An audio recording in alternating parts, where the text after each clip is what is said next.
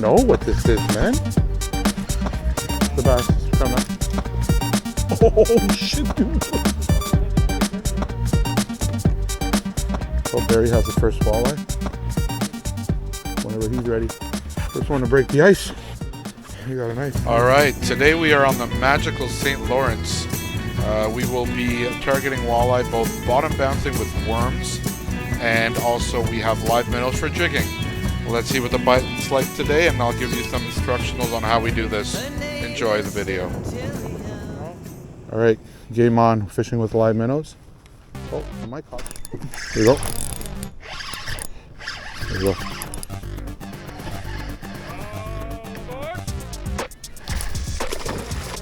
Fat bass. Fat bass. Like really fat bass. Oh, he's coming up again. Yo, look how fat this thing is.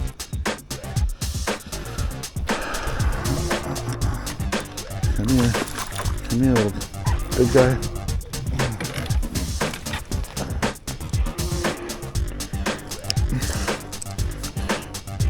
Won't stop.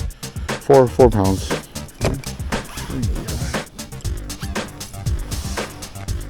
So Barry has the first walleye.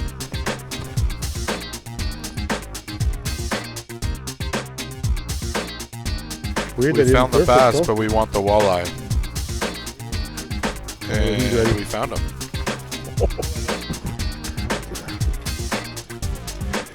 First one to break the ice. You got a nice one. Shy of 22. There you go.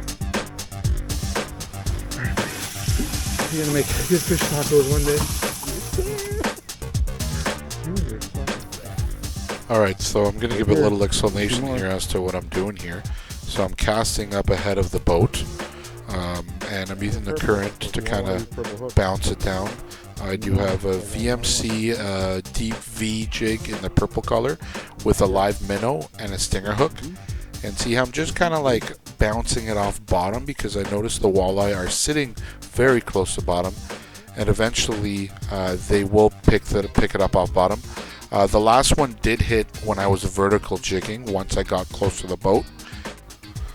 The size of my jig is a 3/8 ounce jig, and my rod is an Abu Garcia medium rod, 7-foot single piece, Zata, and I'm using 20-pound line with a leader fluorocarbon, and the leader is about 8 pounds, and I'm using the double uni knot to tie them up together, and then on the end I'm using this San Diego jam knot on the jig. No metal, no leaders, nothing, straight line to bait. Puts all the odds in your favor so you can catch more fish. And don't just get any fluorocarbon, it has to be 100% fluorocarbon. There's a lot of brands that do hybrid, mono and fluoro, but in order to get the invisible fluoro and the one with minimal stretch, it does have to be 100% fluoro. Another one. Right under. That's a nice one. Dude, that's an even bigger one. Look at that.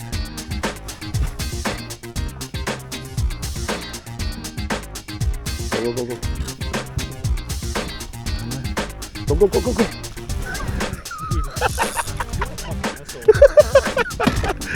Put the purple on, brother. Number 2. Good old stinger. Ooh. And this is the importance of a stinger hook. That jig would have been out of its mouth. Oh, it's a 21, this one. It's actually a little smaller.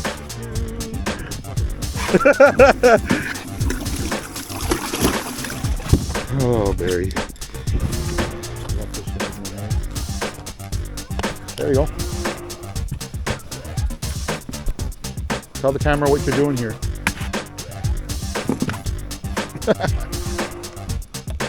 Feel like a walleye? Trolling motor.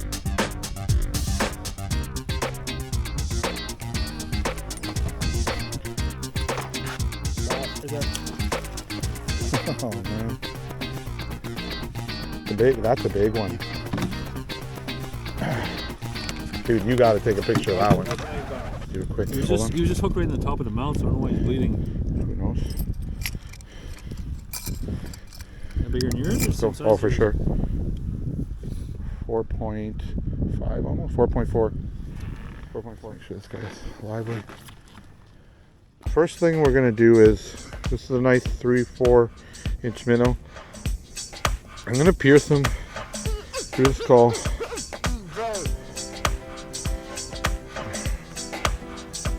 Through the mouth and then through the skull. There you go. Right there. And then, yeah. So the hook's sticking up a little bit. And then I will put the stinger hook on the hook. And that kind of keeps him in place too.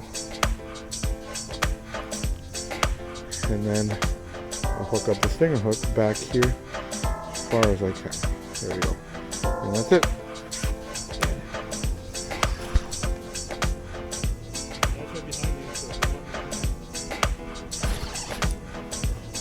I don't know what this is, man. The bass is coming up.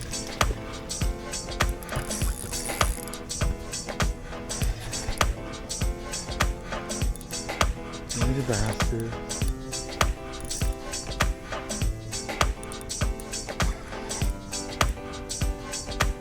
Oh, they're fat as hell, that's for sure. Oh shit, dude, look at that. Okay, okay. You want to hand me here? With the net.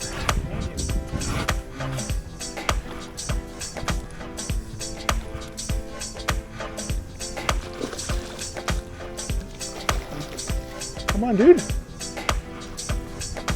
Oh my god. I can't fuck the bass, eh? For my life. They go around the fucking tournament.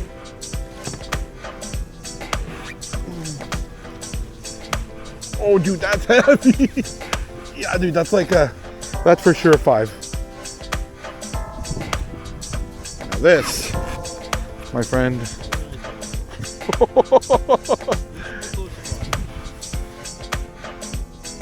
5.2. Oh yeah. I rarely target smallmouth, but this is my new PP. So we're gonna release this 5 pound, 5.2 pound smallie. Lively. Let's talk a little bit about bottom bouncing for walleye now. Alright, now to just explain what I do when I'm bottom bouncing, whether you have flat bottom or you have curvy bottom, whether you have a lot of structure, whether you have weeds, regardless of what you have, this is always a good tip. So just imagine yourself going this way and the current running that way, right? So if you look here, the bottom bouncer, you are at the bottom. When there's a lot of currents, there's undercurrents that can bring your bottom bouncer up, down, you know, depending on where you're going. If you're going into current especially, and you hit a down current, once you see fish on your radar on the bottom, you know that you need to check bottom and make sure you're on bottom. Because what can happen in this situation is if you hit an undercurrent, that bottom bouncer and worm harness go up here, which means they put you at this line rather than at this line is where you want to be. So I'll actually check a few times just by clicking the button, and I will leave my finger on the spool. Sometimes I'll even leave my finger on the spool when I go over the fish, but I will lift off the spool of a bait caster, and this is very important. Using a bait casting rod is very versatile and agile when you are bottom bouncer, because it's very easy to just click and get on bottom quick. I usually use a 2-ounce bottom bouncer, and so I will check, I'll let it hit bottom, lock it up. Sometimes I won't even lock it up, because what happens is you hit bottom, you get going, and what happens, it still comes up a bit. So do that a couple of times until you know for sure you're on bottom and you know you're going to be going over the fish at the right point there. Then your chances of getting that bite, putting that bait right in front of the fish's face, is very, very essential and very key to catching those fish. So that's pretty much it, and that is how I bottom bounce. Is very, very active, always looking at my graphs, always checking my rod, always checking for bottom. And the easiest way to do that, a lot of people bottom bounce with a spinning rod, and I find that doesn't work very well because you can't check bottom as well, and it just doesn't work the same. Having a bait caster is very essential. Those are one of my essential tools for bottom mounting. It's a nice walleye. Get the net. Yeah, very little here. Nice color.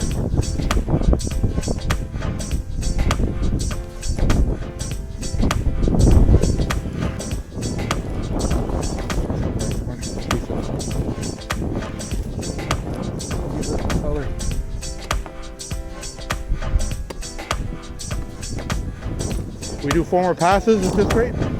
What are our limits? That's a nice one, eh? Oh, there's the other one. But no 1-man limit in. Okay, thanks. We found a nice pot of them, so we decided to start vertical jigging them again with live minnows. Barry hit the bass master. Off the net.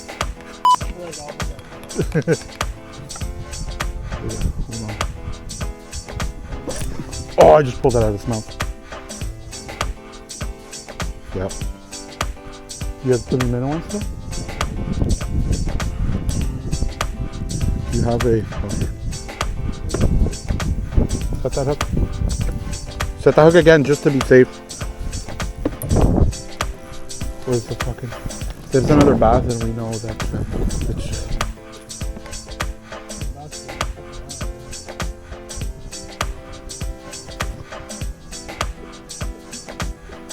You got a walleye, bro.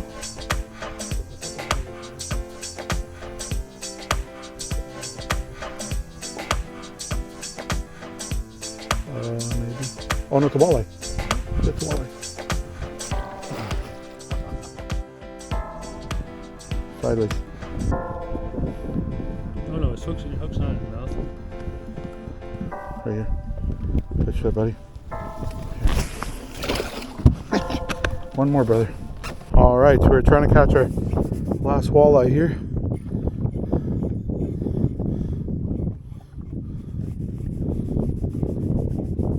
Oh, something's coming up for it. Is it going to hit it?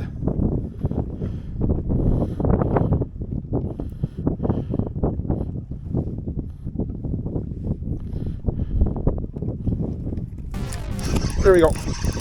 There we go. Net him. I don't want to lose this. Yes. Well, I can't fucking celebrate yet. Fuck you. All right, and I got that all on video too. All of that on video, dude. They're literally right here. A bunch of them just swooped in. Fuck out of here, though. Oh, that was so sick, dude. I saw it there. I'm like, oh, he's coming up for it. So I saw him. He like came up for it. And I dropped it down, he went down for it. And I started coming up little by little, and it was in his mouth, and I'm like, boom! I just felt the freaking pressure in his mouth. All right, the last one of the day, probably a good 18 inches, 17. Yeah, 18. There you go, man. Good stuff. All right, we're gonna do a count here. All right. 1. Jesus, he is a feisty one. A lot of them are feisty. Oh my God, I can't even grab another one.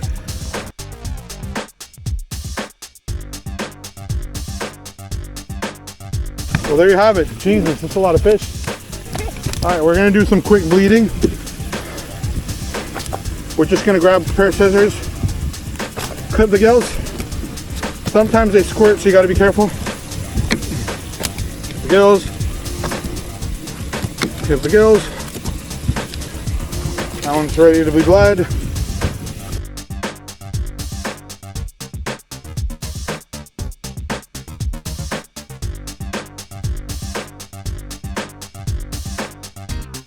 And even the smaller ones are pretty decent, eh? Yeah, they're all really nice. There's one of them that's a little bit on the smaller side, but I mean, oh, dude. Right.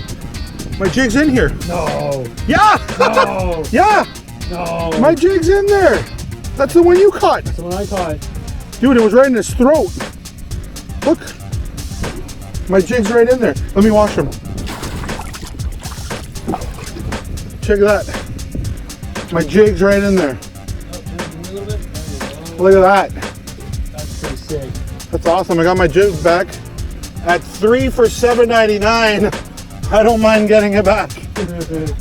Anyway, I'm gonna leave them there and deal with them after to get it out, but that's pretty cool.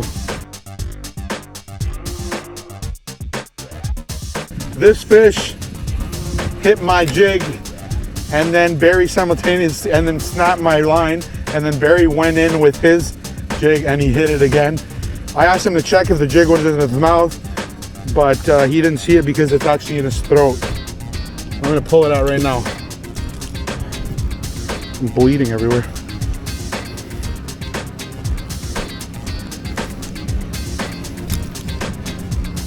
Did you look at that? There's my jig from earlier. That's crazy. That's pretty nuts. We're gonna keep that one there for souvenir. No, I know. Besides that, Here, take the jig. You deserve. obviously- No, this is a souvenir for you. Keep Take it, please. Okay, I'll take it. Since you said please. There you go. It's a nice jig, man. Not really. I mean, it's been the most fish that we've seen here today, pretty much.